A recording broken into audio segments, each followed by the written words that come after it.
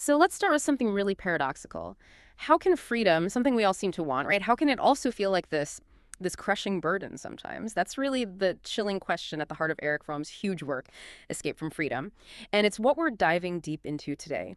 Our whole mission here is to unpack Fromm's arguments, not just as, separate points, but to see how they connect, how they flow together. It paints this really compelling, sometimes pretty unsettling picture of how we humans relate to liberty. And for this deep dive, we're drawing on some powerful insights, especially from Fromm's Freedom, a journey of escape and self-discovery.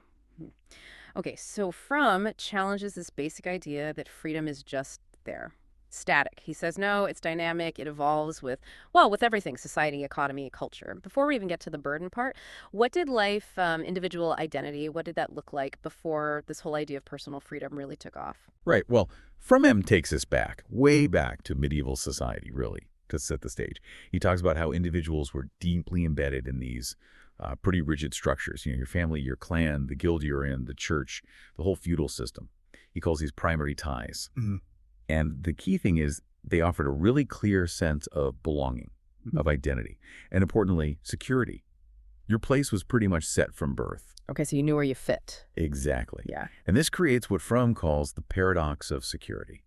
Now, it sounds super restrictive to us today, obviously, but paradoxically, this lack of individual freedom offered immense psychological security. There wasn't much burden of choice about your life path, your beliefs, that kind of thing. So it minimized anxiety about standing alone, minimized fear of the unknown. Your identity wasn't something you had to, find or achieve. It was just given to you. Hmm. It sounds like Fromm's describing this fundamental trade-off then. You get this profound security, but you trade away, well, individual identity as we know it. He uses this analogy, doesn't he? Like a big cage, maybe well-provisioned, but still a cage. All your needs met, future certain, never alone. But you can't leave. So if that's the comfortable cage where the individual barely existed as a separate thing, okay, here's where it gets really interesting, right? What were the huge shifts that started to, unbind us from that comfort? What broke the bars? Yeah, the great unbinding, as Fromm sees it.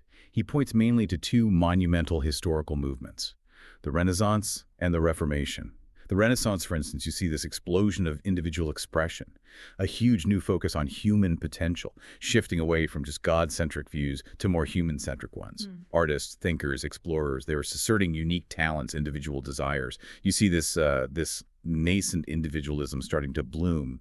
People begin seeing themselves as distinct from the group. Okay, so that's one force. What about the Reformation? That seems more about religion, but Fromm sees it differently. He does. It's a very nuanced analysis. He argues that, say, Luther's emphasis on individual faith, on having a direct line to God, well, yes, it broke the church's authority in many ways, but it simultaneously isolated the individual. Suddenly,